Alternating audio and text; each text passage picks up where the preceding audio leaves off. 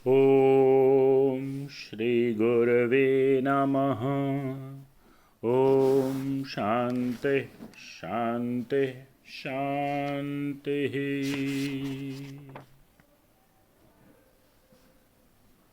प्रणाम भगवान। मांडूक्य कारिका अद्वैत प्रकरण प्रवचन स्वामी श्री अखंडानंद जी सरस्वती, जिसमें बात चल रही थी ब्रह्म विद्या की, अधिष्ठान तत्व की, जिसमें बताया यह ब्रह्म विद्या है। जो लोग छोटी छोटी चीज़ों के लिए पागल हो रहे हैं उनके लिए यह विद्या नहीं है।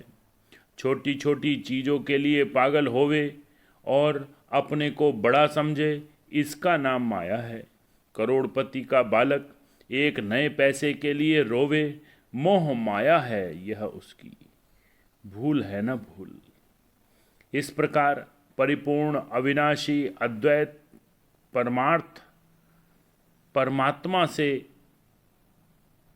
एक होकर छोटी छोटी चीज़ों के लिए भटके, यह माया है और यही माया है। वेदांत ही परम शांति और परमार्थ है, यही सच्चा ज्ञान देता है।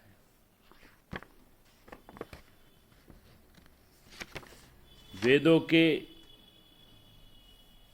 उपनिषद में वेदांत में संभूति का अपवाद किया हुआ है। जो पैदा होता है, जो कार्य है, जो धार्य है, जो प्रकाश्य है, वह सब संभूति है।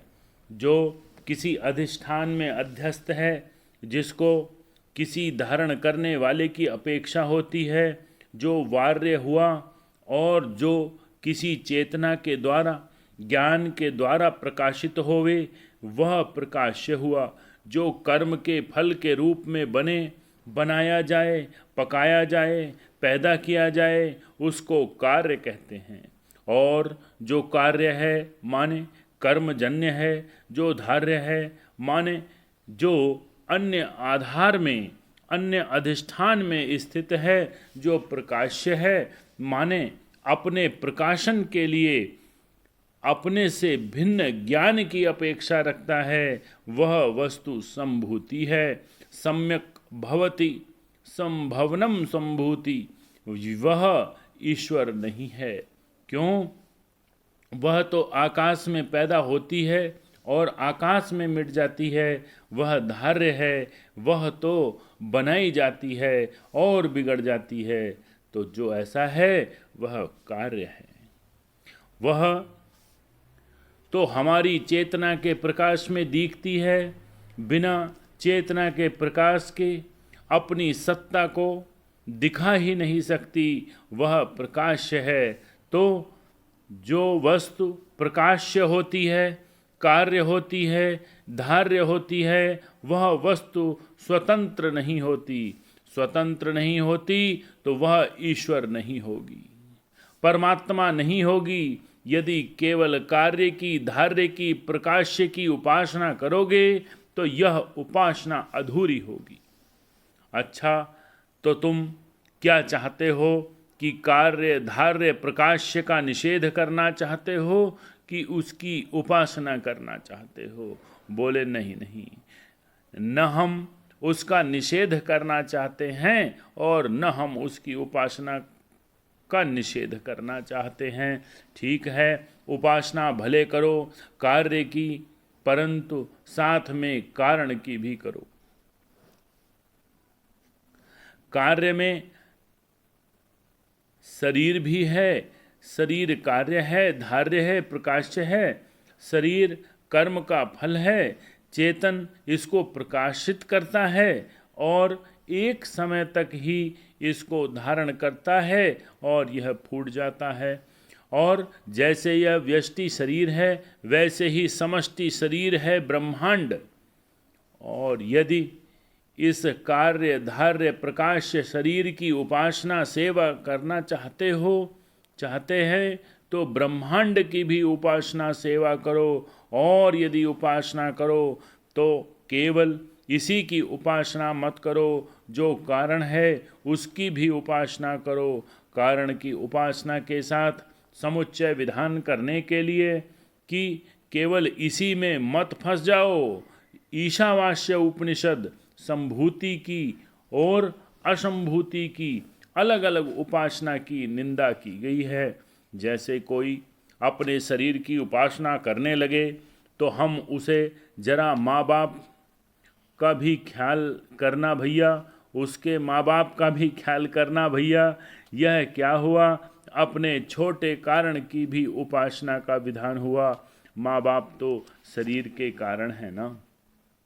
फिर जिस देश का तुम अन्न खाते हो, पानी पीते हो, उस देश का भी ध्यान रखना। मनुष्य आदि माँ बाप का कार्य है तो देश की भूमि के द्वारा धार्य है, देश भूमि के द्वारा धार्य है। सूर्य को भी 2 अंजलि अर्घ्य दे दिया करो। क्यों?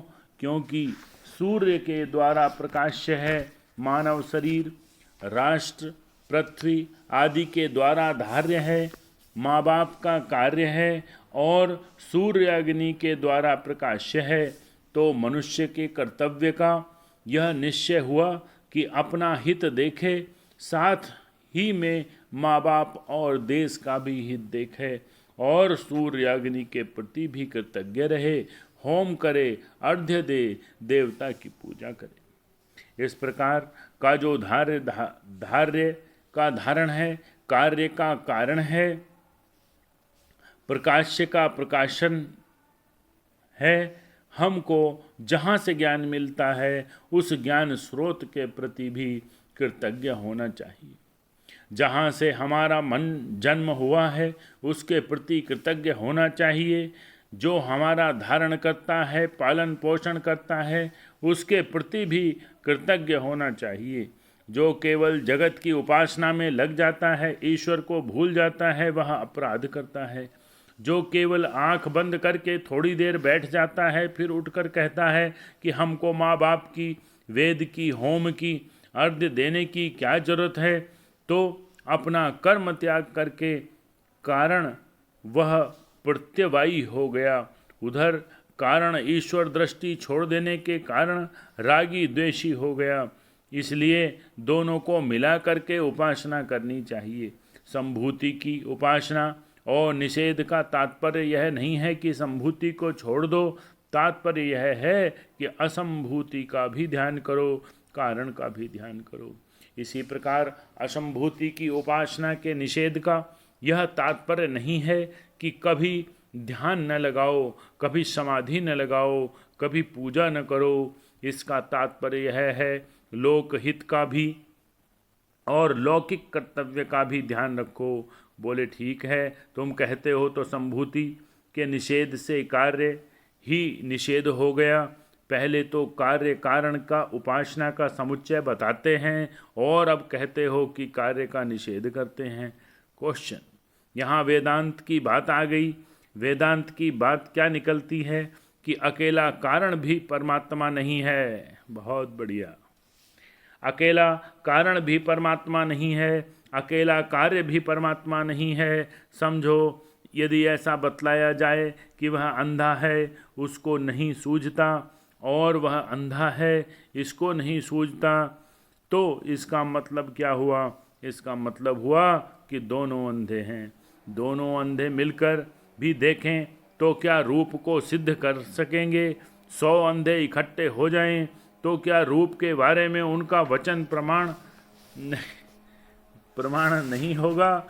अब अकेले संभूति ईश्वर नहीं है, और जब अकेले संभूति ईश्वर नहीं है तो इसका मतलब हुआ कि ईश्वर का स्वरूप दोनों से विलक्षण है। कार्य और कारण दोनों जिसमें अध्यस्त है वह ईश्वर है। बहुत बढ़िया लाइन। अब धीमे धीमे टारगेट पर लेके जा रहे हैं स्वामी जी। आज यहीं तक। ओम शांति शांति शांति।